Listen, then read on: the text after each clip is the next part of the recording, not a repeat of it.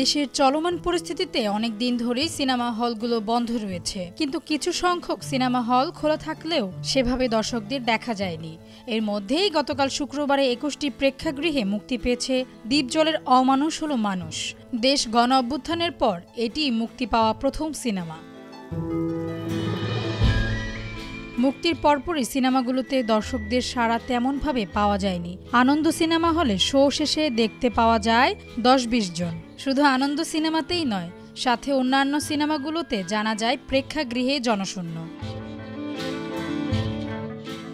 দ্বীপজলের নায়িকা একটি গণমাধ্যমকে বলেন, দেশের যে অবস্থা তাতে করে দর্শকরা সিনেমা হলে যাবেন কিনা বুঝতেছি না, কারণ কারো মন মানসিকতাই ভালো নেই। তারপরও দর্শকদের হলমুখী করার চিন্তা থেকেই দ্বীপজল ভাইয়া সিনেমাটি মুক্তি দেন। অমানুষ হলো মানুষ সিনেমাতে দ্বীপজল মৌ ছাড়া আরও অভিনয় করেছেন বরদা, মিঠু, রাশেদা চৌধুরী, জ্যাকি আলমগীর, বকুল সওদাগর, কিরণ কুমার, সেলিম প্রমুখ। বিনোদন ডেস্ক, ভোরের পাতা।